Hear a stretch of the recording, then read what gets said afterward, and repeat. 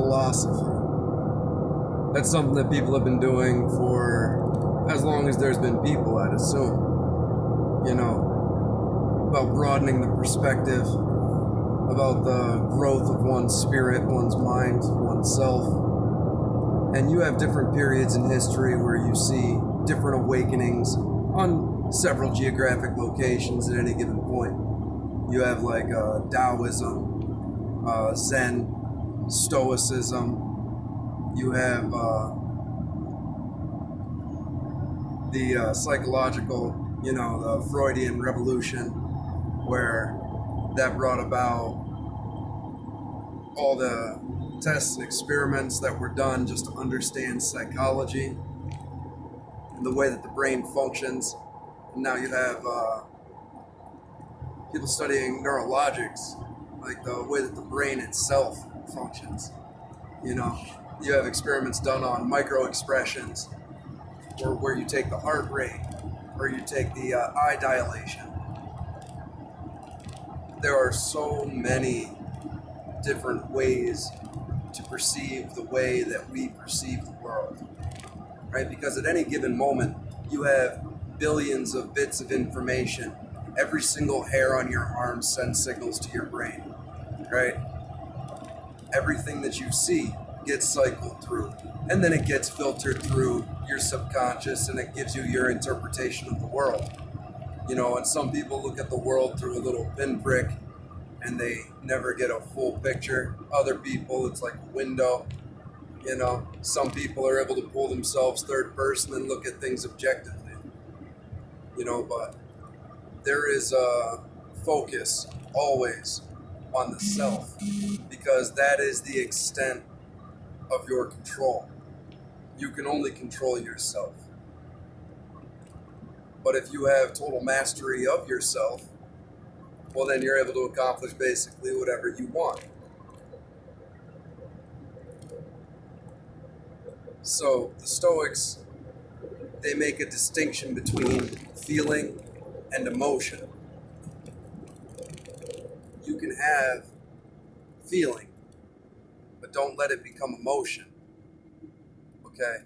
So if somebody says something that you dislike or directly insults you, you can have the feeling, but don't let it manifest into emotion, as in a stupid activity or saying something that you regret, causing inevitably more problems for you.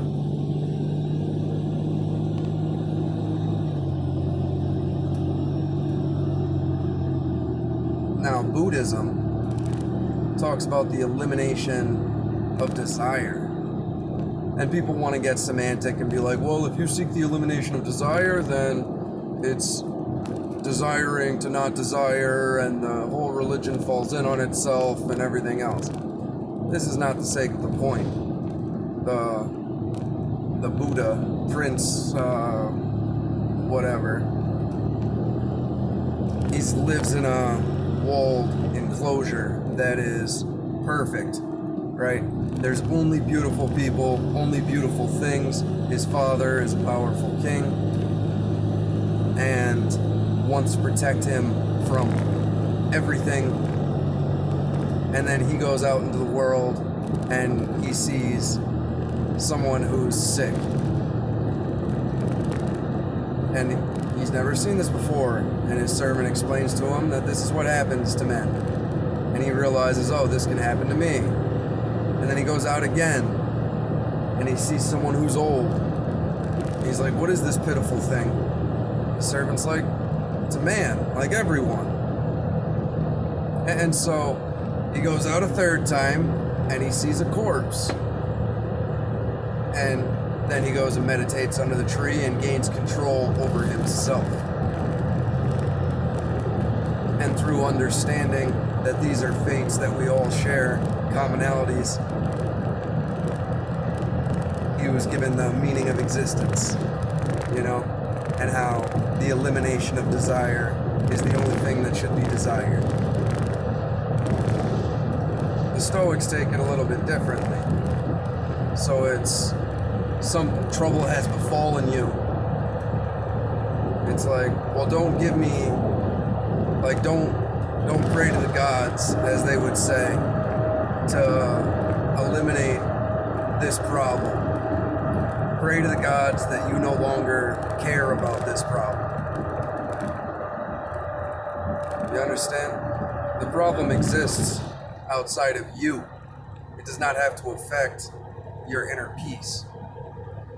Not saying that things should not be resolved and problems shouldn't be tended to. Obviously, you need to take care of important things, but don't let them ever affect you internally.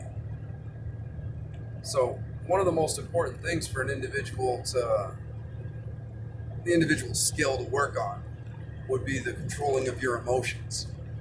Don't let things bother you for longer than a few moments. Something bad happens, okay, let's fix it. Okay, I can't fix it, so it doesn't matter to worry about.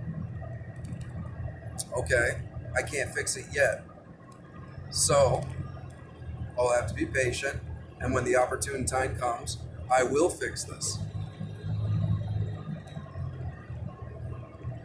Something isn't evil if it could happen to anybody, right? There is evil in this world, and that's another thing that needs to be dealt with. And philosophy has a place for that, at least to a degree, right? Science can't distinguish between good and evil. If science can, science will. That's what philosophy and religion have played an important role in, is the distinction between what the application of our energy, of our work, of our technology should aspire to be, right? Unless you're a psychopath, sociopath, or some other type of derangement, you have a distinction between good and evil. Now, they might be drastically different from person to person, but there is an innate sense that we have. Something is right, something is wrong. Now, whether you're right or wrong is also a semantic argument. That's the slippery nature of things. For me personally, I believe that the destruction of innocence is unforgivable. So I would put as some of the highest crimes that of pedophilia and murder.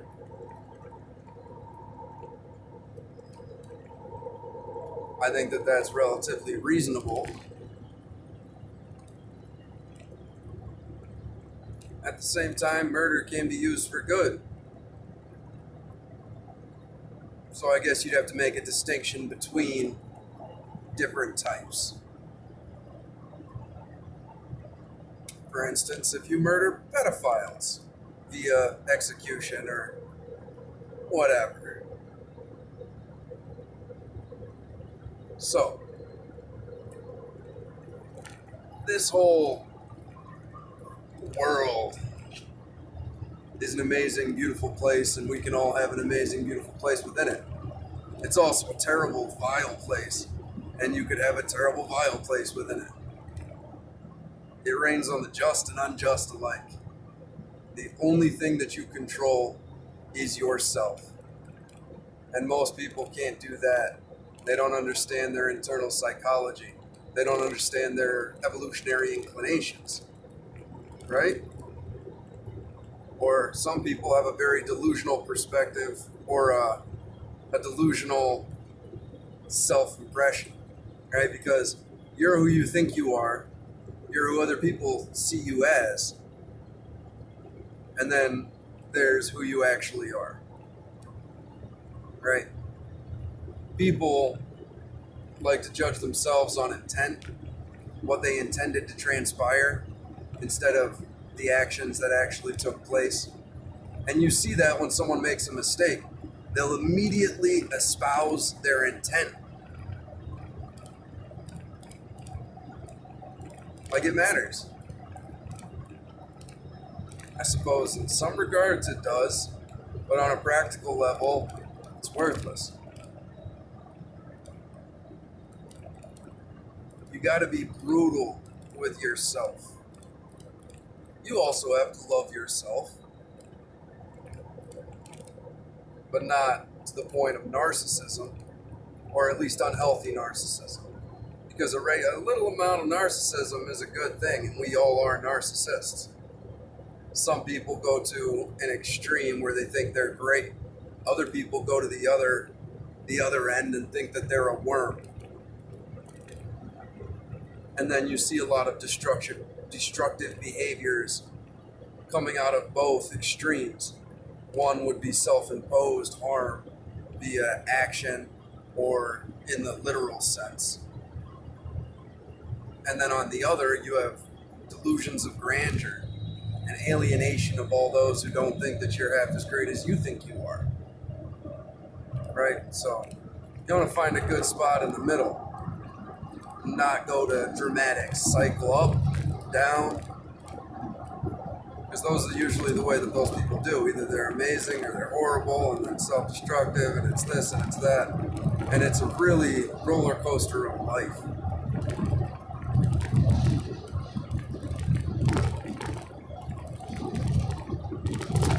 I guess you got to be true to yourself, which is a cliche for sure. But there has never been you before, and there won't ever be a you again. You do have inclinations. You have things that you and you alone have a perspective on. And this is an amazing thing. And the vast majority of people will squander it. Because history is a bunch of people farming where very few people actually do the things that were written in history. Everybody else was farming. It's just a fact.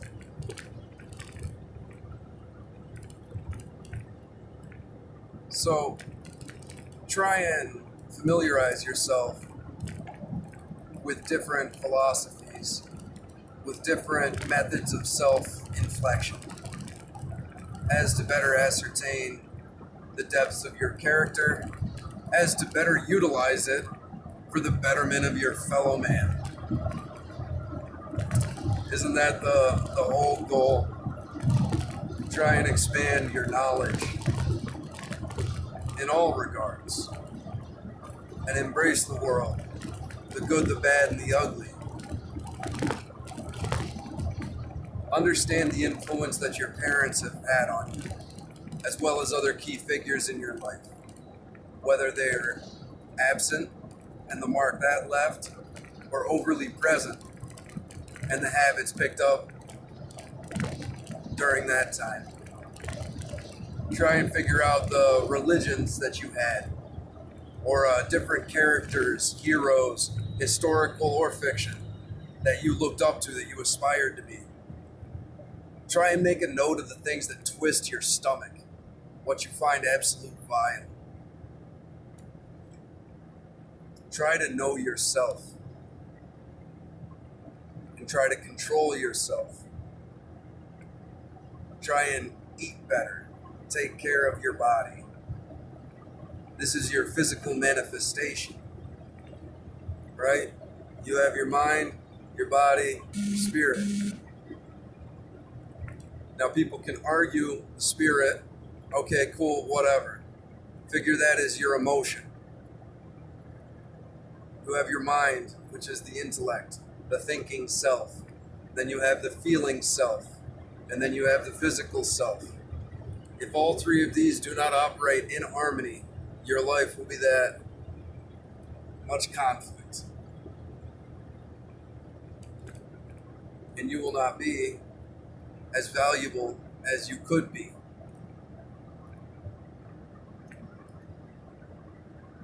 Think about these things deeply. Continually. Be good to yourself, but be harsh with yourself. Understand that your subconscious is a stranger to you. And understand that your thinking self is subject to the whims of your body. If you're hungry, if you're tired, if you're this or you're that, It changes the entire way that you think. Know this. Become familiar with it. How do you function at a state of exhaustion compared to a state of rest? Fully fed or hungry? How do you react when you withdraw addictions?